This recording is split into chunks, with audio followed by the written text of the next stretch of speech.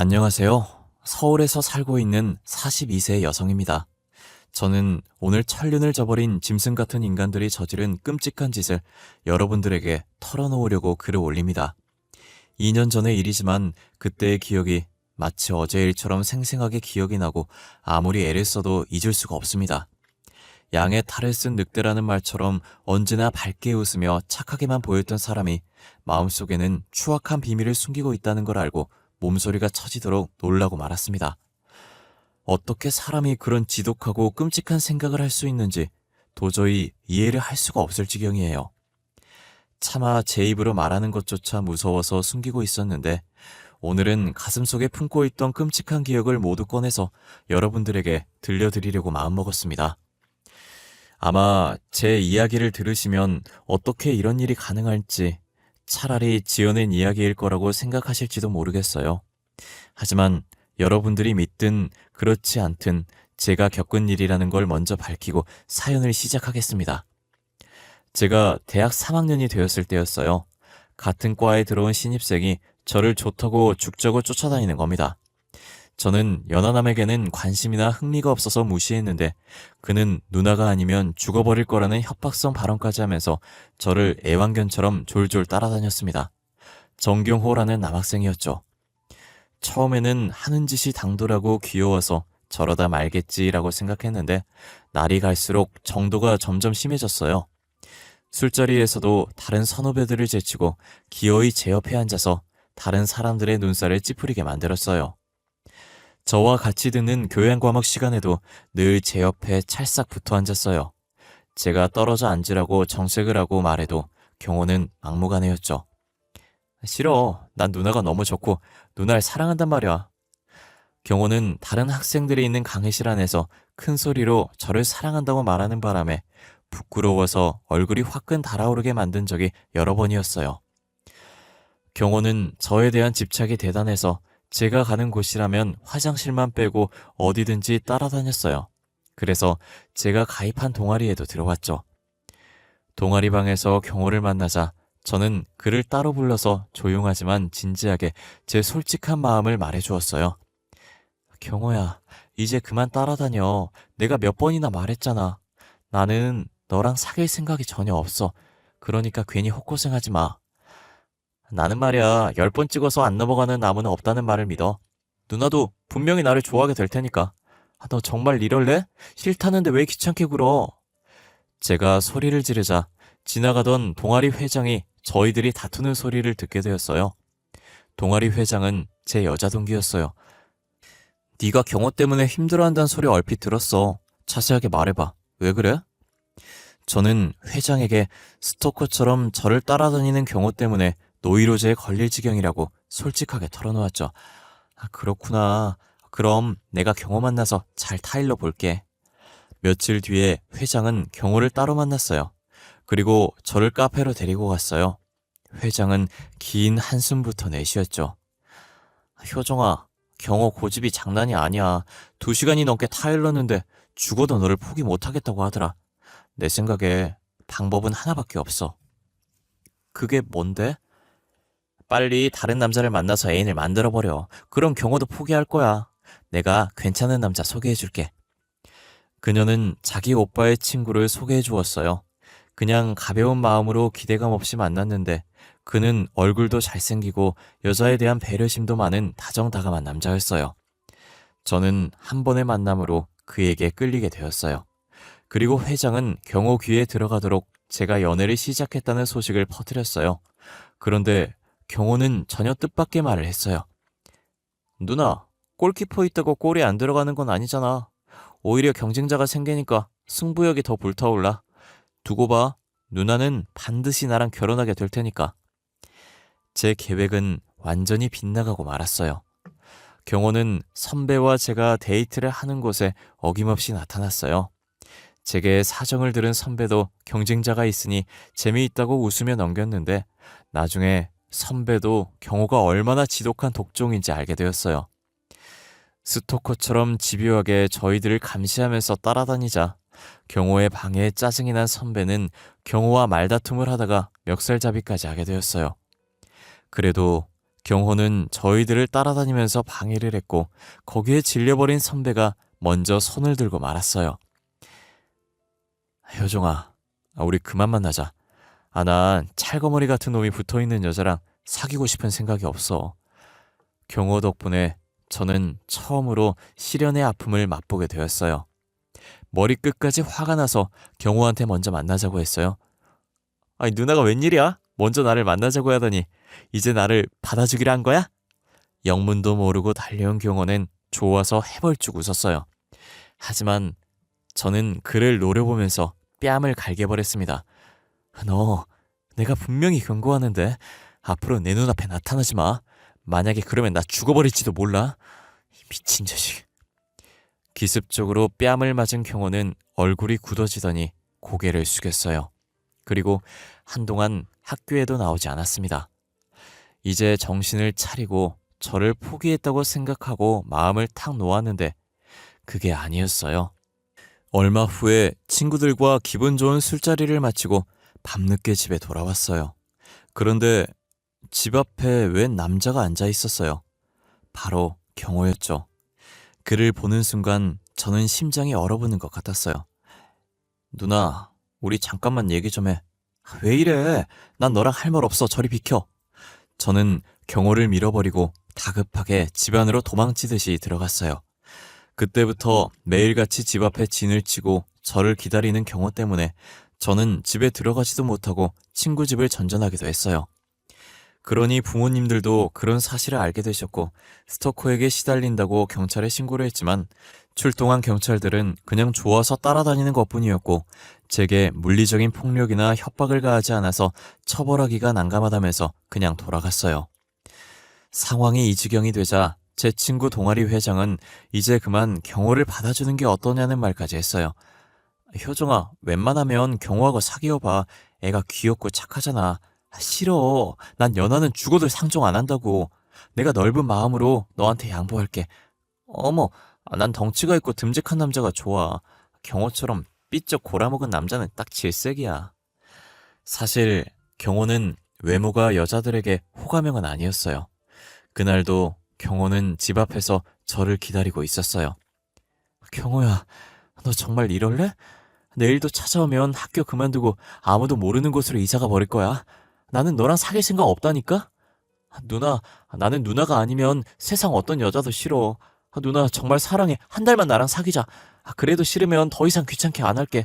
제발 부탁이야.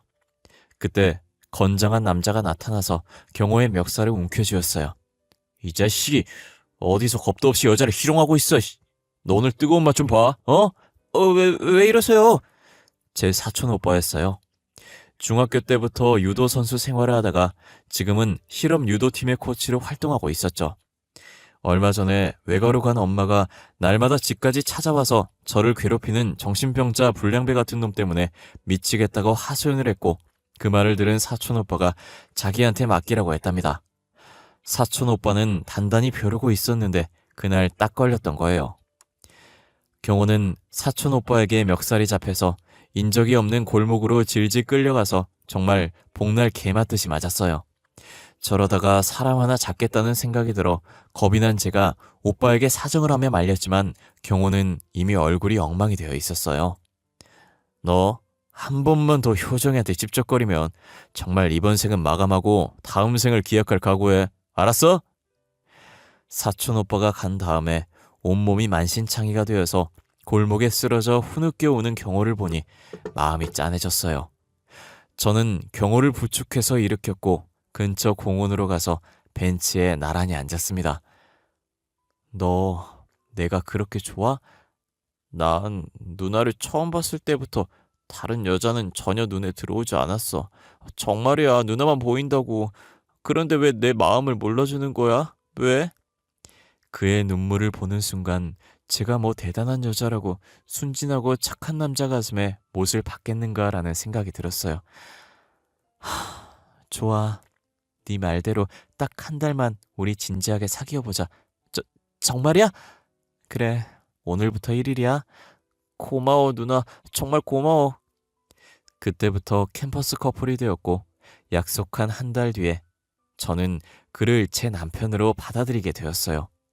졸업 후에 성적이 괜찮았던 남편은 이름만 대면 알만한 대기업의 공채에 당당하게 합격했고 저희들은 몇 달 뒤에 결혼식을 올리게 되었어요.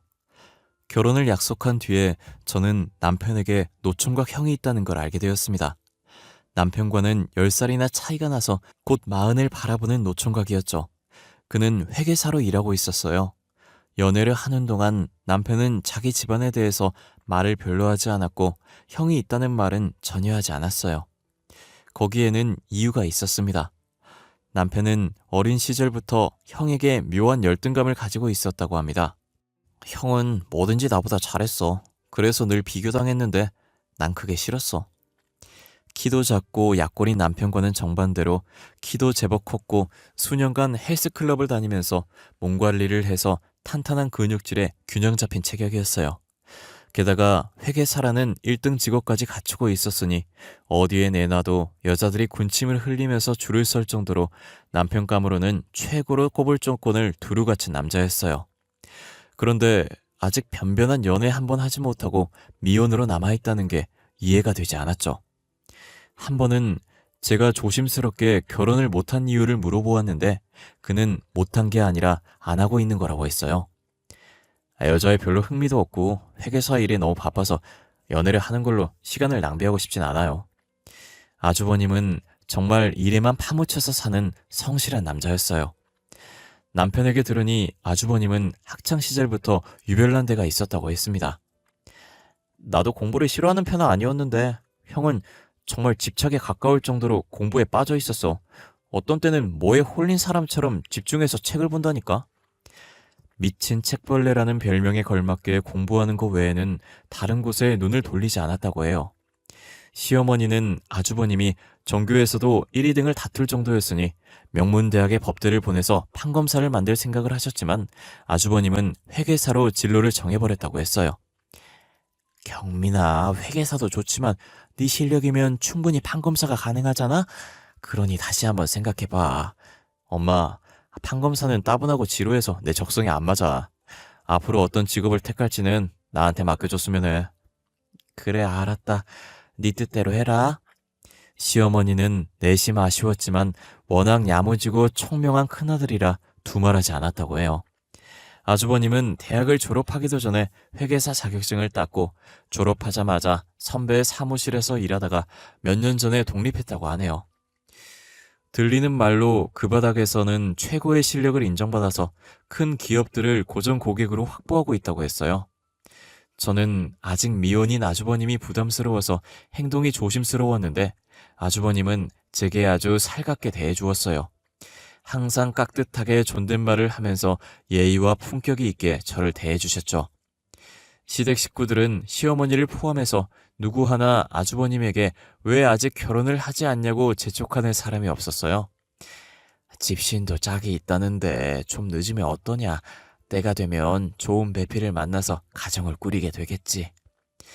시어머니는 전혀 조바심을 내지 않고 느긋하셨어요.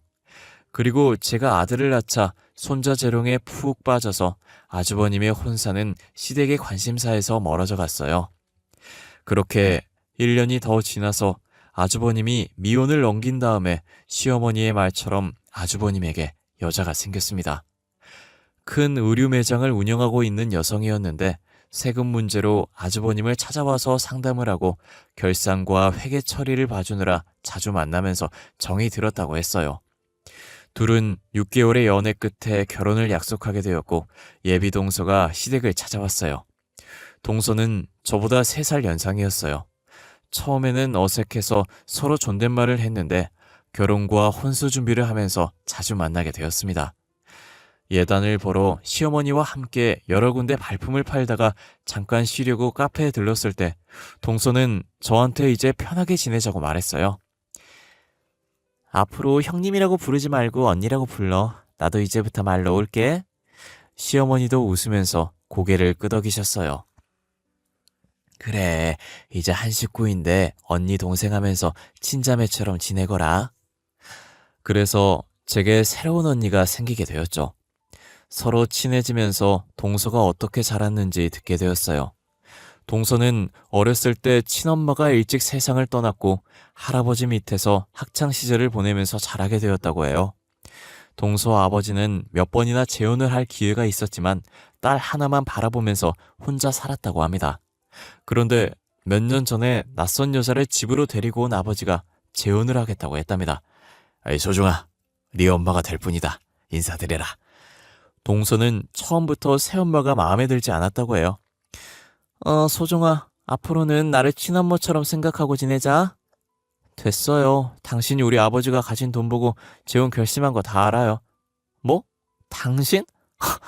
너도 성인이라서 어른 대접을 해주려고 했는데 어디서 배워먹은 버릇이야? 동서의 아버지는 적지 않은 재산을 가지고 있었고 새엄마는 그 돈을 노리고 있는 게 분명하다고 했어요. 내가 그 여자 뒷조사를 해보니까 확실했어. 전 남편하고 이혼한 것도 돈 문제 때문이었거든. 새엄마는 전 남편이 가진 재산을 몰래 처분하려다가 들켜서 이혼을 당한 전력이 있었다고 해요. 동서는 아버지에게 조심하라고 말했지만 아버지는 그 말을 귀담아 듣지 않았다고 합니다. 동서의 아버지가 워낙 새엄마에게 빠져 있으니 동서도 재혼을 반대할 수만 없었어요. 그런데 재혼 후에 씀씀이가 해픈 새엄마와 동서는 사사건건 의견 충돌을 일으켰다고 합니다. 당신 아버지 카드로 300만 원이나 긁었던데 무슨 짓을 한 거예요? 백화점에서 쇼핑 좀 했어. 매일 집에서 노는 주제 쇼핑으로 몇백만 원이나 쓰고 다녀요? 당장 카드 내놔요. 뭐? 웃기고 있네. 네가 뭔데 나한테 이래라 저래라는 거야? 동서는 새엄마의 지갑에서 카드를 꺼내서 잘라버렸다고 해요. 아니, 이게 뭐 하는 짓이야? 화가 난 새엄마는 발악적으로 소리를 지르면서 동서의 뺨을 때렸고 동서도 지지 않고 맞섰다고 합니다. 새엄마는 아주 젊어서 동서와 나이 차이가 많이 나지 않아서 서로 만나기만 하면 앙숙처럼 싸우게 되었다고 했어요. 그러다 동서가 결혼을 한 뒤로는 새엄마와는 연락조차 하지 않고 지낸다고 했어요. 새엄마에게는 거칠고 반항적이었지만 제게 동서는 세상에서 둘도 없는 착한 천사 같은 언니였어요. 제게 상전 노릇을 하지 않고 친언니처럼 살갑게 저를 챙겨줘서 저희들은 친자매처럼 지내게 되었어요. 주말이나 연휴가 끼어서 매장에 손님이 많은 날이면 저는 아들을 시어머니에게 맡기고 어김없이 동서의 매장으로 나가서 알바를 뛰었어요. 일이 끝나면 동서는 어김없이 제게 일당을 챙겨주었어요. 어머 언니, 돈 받으려고 일한 거 아니야. 나도 알아. 그렇지만 아무리 가족이라도 계산은 분명하게 해야지. 특별히 두둑하게 넣었어. 동서는 언제나 저를 여동생처럼 먼저 챙겨주었어요. 명절이 되어서 친척들이 모일 때면 동서는 항상 저보다 먼저 시댁에 와서 모든 준비를 해두곤 했어요. 언니도 참, 내가 한 발 늦었네. 왜 힘들게 혼자 일을 다 해요. 내가 근처에 살잖아. 가까운 사람이 먼저 와서 준비해야지. 동서는 무엇 하나 손 아래인 제게 일을 떠넘기거나 부리려고 하는 법이 없었습니다. 늘 힘든 일은 자기가 도맡아서 했죠. 외동딸인 저는 형제 없이 외롭게 자라서 언니 같은 동서에게 더 정이 많이 갔어요. 저는 동서에게 모든 걸 의지하면서 친언니처럼 기대게 되었어요. 얼마 후에 동서의 아버지가 갑자기 세상을 떠나고 말았어요. 2년 전에 대장암 판정을 받고 수술을 받았지만 다시 재발해서 다른 장기로 전이가 일어났다고 했어요. 항암 치료를 계속했지만 나아지지 않다가 결국 세상을 떠나신 거죠. 저는 갑자기 큰일을 당한 동서의 슬픔을 위로해주면서 장례에 관한 모든 준비를 도왔어요. 그리고 장례식장에서 동서의 새엄마와 첫 대면을 하게 되었습니다. 여러 차례 성형의 흔적이 보이는 얼굴과 짙은 화장, 그리고 뱀처럼 매섭고 얼음처럼 싸늘한 느낌이 드는 눈매에서 저는 그녀가 예사로운 여자가 아니란 느낌을 받았어요. 제 눈에도 동서가 말한 대로 돈이라면 환장을 하고 달려들 여자로 보였으니까요. 장례를 마치고 동서는 제가 도와준 덕분에 무사히 장례를 마칠 수 있었다고 고마워했어요. 효정아, 고마워. 네 덕분에 아버지를 무사히 보내드릴 수 있었어. 아니에요. 언니가 제게 해준 거에 비하면 아무것도 아니죠. 이제 마음을 다잡고 웃으며 살아요. 그래, 이제 나한테는 너밖에 없어. 동서는 밝게 웃으면서 제 손을 꼭 잡았습니다. 그런데 보름이 지난 어느 날 동서가 흔적도 없이 사라져 버렸어요. 아주버님은 매장을 마치고 집으로 오는 중이라는 전화를 마지막으로 연락이 끊어졌다고 했어요. 아주버님은 동서의 지인들에게 연락을 해봤지만 아는 사람은 아무도 없었어요. 경찰에 실종 신고를 하고 저와 시댁 식구들이 총동원되어서 며칠 동안 백방으로 수소문했지만 동서의 행적은 묘연했습니다. 여보, 아직도 형수님 소식은 없어? 없어. 경찰에서도 최선을 다해서 찾는 중이라고만 해. 어떡해. 내일 내가 초등학교부터 대학까지 인맥이 닿는 동창들을 통해서 형수님 행방을 찾아볼게. 벌써 열흘이 지났어. 나는 걱정이 돼서 잠도 못 자겠어. 이대로 손 놓고 있다가는 내가 미쳐버릴 것 같아. 그럼 어떻게 하려고 그래? 내일부터 길거리에 나가서 전단지라도 돌려야겠어. 남편은 그러지 말고 며칠만 더 기다려보자고 했지만 저는 한시가 급하다는 생각을 하고 사람을 찾는다는 전단지를 만들어서 무작정 거리로 나가서 뿌리기 시작했습니다. 거의 일주일 동안 좋기 몇만 장의 전단지를 돌렸지만 제보를 해오는 사람은 한 명도 없었어요. 시간이 지나면서 아주버님은 거의 폐인 상태가 되었어요. 사무실에 출근을 하지 못하는 건 물론이고 집에 틀어박혀서 밥도 먹지 않고 술만 마셨어요. 그냥 두면 아주버님에게도 무슨 일이 날 것 같아서 저는 매일같이 동서의 집에 들려서 아주버님의 끼니를 챙기고 청소며 집안을 했어요. 아주버님이라도 기운을 차려야죠. 이렇게 넋놓고 술만 마시면 어떡해요. 정말 폐인 되겠네요. 나도 이러면 안 된다고 생각하지만 자꾸 이상한 생각이 들어서 맨정신으로는 도저히 견디지를 못하겠어요. 그 마음 알아요. 하늘이 무너져도 희망을 버리면 안 되는 거예요. 자, 어서 식사하고 정신 차리세요. 재수씨, 정말 고마워요. 아주버님은 제가 끈질기게 권하자 겨우 수저를 들었어요. 제가 매일같이 찾아가서 식사를 챙기며 수발을 들자 아주버님은 술을 끊고 마음을 단단히 먹겠다고 약속했어요. 재수씨, 이제 모질게 마음 먹었어요. 술 끊고 사무실에도 다시 출근할 테니까 이제 걱정하지 말고 오지 마세요. 아니에요. 전 괜찮으니까 부담 가지지 마세요. 하지만 아주버님은 한사코 집에 오지 말라고 했어요. 그래서 일주일 정도 들리지 않았어요.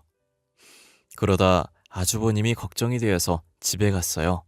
그날 저는 아주버님의 집에서 너무나 충격적이고 경악스러운 장면을 목격하고 말았습니다. 현관 비밀번호를 알고 있어서 문을 열고 들어가니 안방에서 아주버님과 여자의 목소리가 들렸어요. 저는 손님이 왔다고 생각하고 그냥 돌아서 나가려는데 밖으로 들리는 여자의 말을 듣고 소름이 쫙 끼치면서 얼어붙고 말았어요. 자기야, 그 여자가 또 찾아오는 거 아니야? 아니야, 내가 일주일 전에 앞으로 오지 말라고 확실하게 말아뒀으니까 걱정 안 해도 돼. 그동안 연기하느라고 나도 힘들었어. 조금만 더 참아. 이제 준비가 거의 다 됐어. 그 여자가 서류에 사인만 하면 20억이란 돈이 생기는 거야. 언제 작전 개시할 거야? 이틀 뒤에 펜션으로 가서 그 여자 족치자. 순순히 말을 안 들으면 적당히 손을 봐줘야지. 좋아. 돈을 챙기고 나면 우리 미국으로 튀자. 곧 빚쟁이들이 들이닥치면 경호랑 엄마도 10억이 넘는 빚을 지고 있다는 걸 알게 될 테니까. 미국? 너무 좋아. 두 번째 인생을 시작하기에 딱 좋은 곳이야. 사랑해, 자기야. 동서 새엄마의 목소리였어요. 저는 입술이 파르르 떨렸고 심장이 터질 듯이 요동치고 다리가 후들거렸지만 억지로 집을 빠져나왔습니다. 어떻게 이런 일이 있을 수 있는지 제 귀로 들었지만 믿을 수가 없었어요. 아주버님과 동서의 새엄마는 제가 모르는 곳에서 동서를 가둬놓고 있는 듯 했어요. 아마 돈 때문이겠죠. 그리고 더 충격적인 사실은 유능하고 잘나가는 회계사로 생각했던 아주버님에게 10억이라는 거액의 빚이 있던 겁니다. 아주버님은 우연히 카지노에 들렀다가 그만 도박에 중독되어 버렸던 거예요. 그 사실을 시댁 식구들은 까맣게 모르고 있었어요. 그날 밤 한숨도 자지 못하고 어떻게 해야 할지 고민을 했어요. 일주일 뒤면 그들은 동서를 감금한 곳으로 가서 그녀에게 무슨 험한 짓을 저지를지 모르는 일이었어요. 하지만 남편이나 시어머니에게 말할 수는 없었습니다. 이런 엄청난 사실을 들으면 아마 시어머니는 그 자리에서 혼절해 버리실 테니까요. 남편에게 털어놓고 도움을 받을까 생각도 했는데 자칫 아주버님이 눈치채고 일을 그르칠 수 있어서 제가 직접 해결하기로 마음먹었습니다. 시간이 없으니 서둘러야 했어요. 다음날 경찰서로 달려가서 제가 녹음한 파일을 증거로 들이밀었어요. 이틀 뒤 그들은 같이 차를 타고 출발했는데 목적지는 강원도였어요. 저는 형사와 같이 동행하면서 은밀히 그들을 따라갔죠. 펜션에 도착한 형사들은 그 인간들을 덮쳤고 펜션 지하실에 처참한 몰골로 쓰러져 있던 동서를 찾아냈어요. 언니, 이게 무슨 일이에요? 언니 정신 차려요. 효정아, 그것들이 나를 죽이려고 아버지 유산 때문이야. 동서는 보름이 넘게 갇혀 있어서 탈진해서 거의 정신이 나가 있었어요. 동서는 구급차에 실려서 병원으로 갔고 형사들은 인간 쓰레기 같은 짓을 저지른 그것들의 손에 수갑을 채웠습니다. 특수감금과 공갈 협박 혐의라고 했어요. 그것들은 동서가 물려받은 유산을 노리고 작당을 해서 강원도 펜션으로 여행을 가자고 꼬드겨서 지하실에 동서를 가둬버린 것이었어요. 동서의 아버지는 재혼 후에 계모가 자기 재산을 눈독을 들이고 있다는 걸 알아차리고 암이 재발해서 시한부 판정을 받자 새엄마 몰래 변호사를 통해서 전 재산을 동서에게 상속한다는 유언장을 작성했다고 합니다. 동서의 아버지가 세상을 떠나고 뒤늦게 그 사실을 알아차린 새엄마는 아주버님과 작당을 해서 동서를 강원도 펜션에 여행 가자고 유인한 다음에 수면제까지 준비한 것이었죠. 여기서 더 기가 막힌 건 동서와 결혼을 하기 전부터 동서의 새엄마와 아주버님이 내연관계였다는 겁니다. 둘이 알고 지내게 된 계기는 아주버님 대학 후배의 누나가 바로 새엄마였다고 하네요. 우연히 대학 후배와 만나서 술을 마시는 자리에 그녀가 합석을 하게 되었고 첫 만남에서 불꽃 같은 느낌이 통한 둘은 비밀리에 만나면서 불륜을 저질렀던 거죠. 그녀는 어처구니없게도 자기 애인이었던 아주버님에게 의붓 딸인 동서를 소개해주고 결혼까지 시켰던 겁니다. 그때는 동서가 출가 외인이 되면 동서 아버지의 재산은 전부 자기 차지가 될 거란 계산을 했는데 모든 게 틀어져 버린 것이었죠. 나중에 모든 걸 알게 된 시어머니는 한참 동안 넋이 나간 표정으로 멍하니 계시다가 제 손을 잡고 고맙다고 하셨어요. 아휴, 믿는 도끼에 발등을 지켜도 분수가 있지. 경민이 그놈이 이런 처참한 짓을 저지르다니. 너 아니었으면 큰애가 험한 꼴을 당할 뻔했구나. 고맙다. 동서는 병원에서 건강을 완전히 회복하고 퇴원을 한 다음에 매장을 저와 같이 운영하고 있어요. 일하던 매니저가 그만두자 동서는 제게 옆에 있어달라고 간청을 했어요. 효정아, 너밖에 믿을 사람이 없어서 그래. 혼자 있으면 불안하고 무서워서 그래. 알았어, 언니. 내가 항상 지켜줄게. 저는 오늘도 언니의 곁에서 든든한 동료이자 동생이 되어서 그녀가 당한 정신적인 충격과 고통을 달래주면서 열심히 살고 있습니다. 어떤 이유로도 사람이라면 누구나 지켜야 하는 도리를 저버리는 순간 인간이 아니라 추악한 짐승이 되어버린다는 사실, 여러분들도 꼭 기억하시기 바랍니다. 끝까지 들어주셔서 감사하고 언제나 좋은 일만 여러분들과 함께하기를 바라면서 글을 마치겠습니다.